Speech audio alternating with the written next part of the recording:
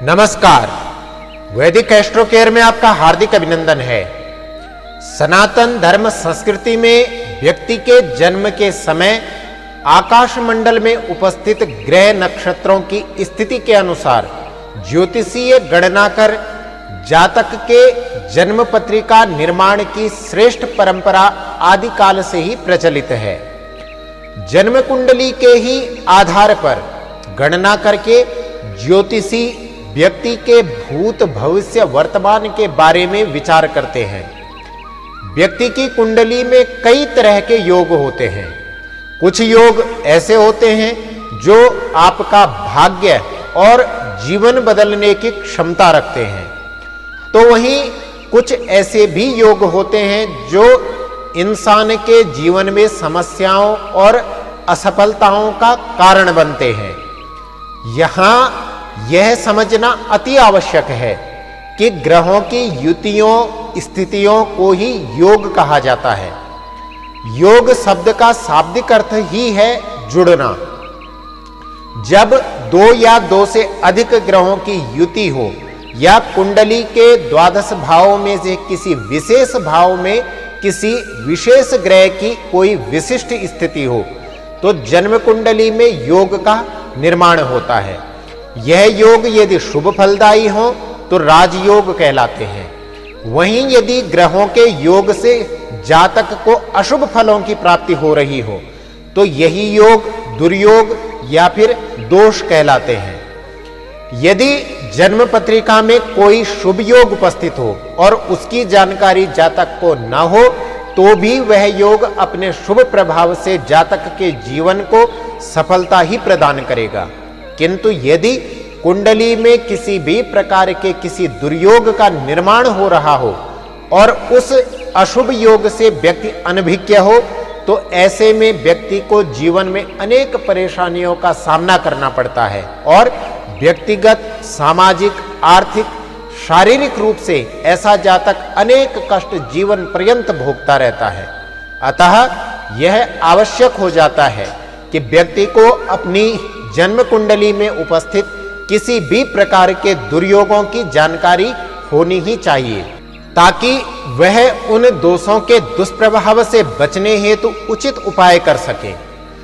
आज हम एक ऐसे ही योग केमद्रुम के बारे में चर्चा करने जा रहे हैं जिसे ज्योतिष की दुनिया में सर्वाधिक अशुभ योगों में से एक गिना जाता है। यह योग यदि किसी व्यक्ति की जन्म कुंडली में बनता है तो उसके प्रभाव से व्यक्ति को जीवन में अनेक नकारात्मक परिणाम भोगने पड़ते हैं। केमद्रुम योग से प्रभावित व्यक्ति को अपने जीवन में अनेक जटिल समस्याओं का सामना करना पड़ता है।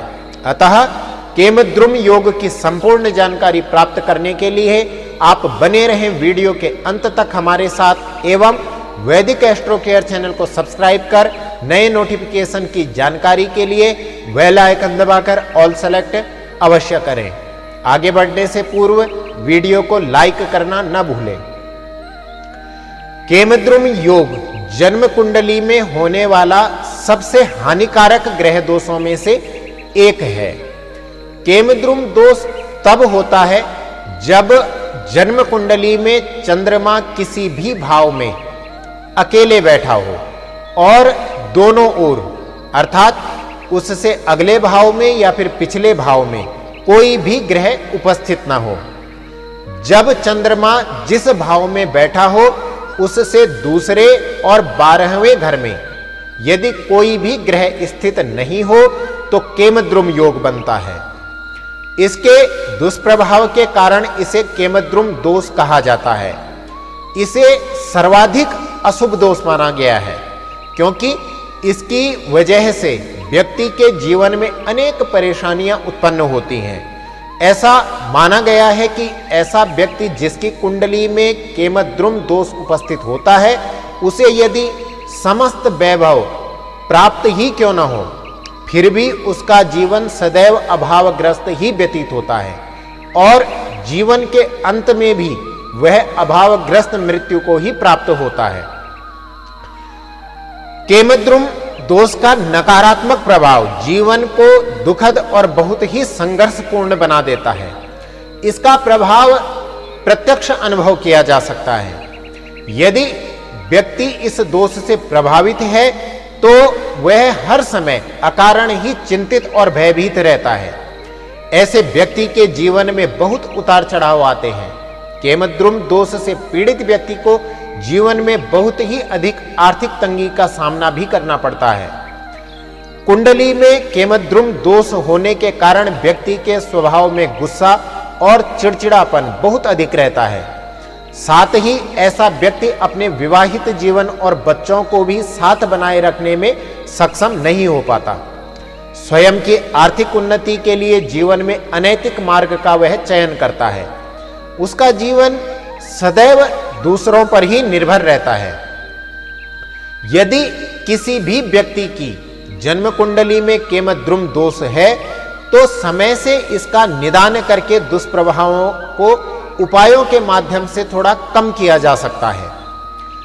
केमद्रुम दोष से पीड़ित व्यक्ति को शुभ फलों की प्राप्ति के लिए 4 वर्ष तक निरंतर पूर्णिमा के व्रत उपवास रखने चाहिए। इससे उन्हें अवश्य लाभ होता है। सोमवार के व्रत धारण करने से भी इस दोष का अशुभत्व दूर होता है। भगवान शिव और माता पार्वती की पूजा करना श्रेष्ठ रहता है। अतः सोमवार को शिवलिंग पर कच्चा दूध और काले तिल मिश्रित जल का अभिषेक करें। साथ ही सर्वतोभद्रम यंत्र को अपने घर के पूजा स्थान में स्थापित करें और ओम सोम सोमाय नमः इस मंत्र का प्रतिदिन 1 माला अर्थात 108 बार जप अवश्य करें। श्री दुर्गा सप्तशती के मंत्र दुर्गे स्मृता हरसि भीतिमशेष जंतो स्वस्थे स्मृता मतिमतीव शुभाम ददासी दारिद्र्य दुख वैहारिणी का त्वदन्या सर्वोपकार करणाय सदार्थ चित्ता। इस मंत्र से संपुटित कर 21 पाठ ब्राह्मणों द्वारा करवाएं। सफेद रंग की वस्तुओं जैसे चावल, दूध, सफेद वस्त्र, फूल, कपूर और सफेद मोती आदि का दान पूर्णिमा या फिर सोमवार के दिन करें। सोमवार को दाहिने हाथ की कनिष्ठिका उंगली में चांदी से जड़ी सफेद मोती की अंगूठी को धारण करें। घर के मंदिर में कनक धारा यंत्र स्थापित करें और प्रतिदिन 3 बार कनक धारा स्तोत्र का पाठ करें।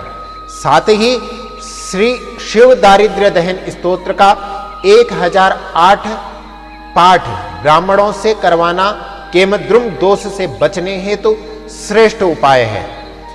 ग्रहजनित दोषों की शांति के उपायों हेतु आप हमसे हमारे नंबर पर संपर्क कर सकते हैं। वैदिक एस्ट्रो केयर आपके मंगलमय जीवन हेतु कामना करता है। नमस्कार।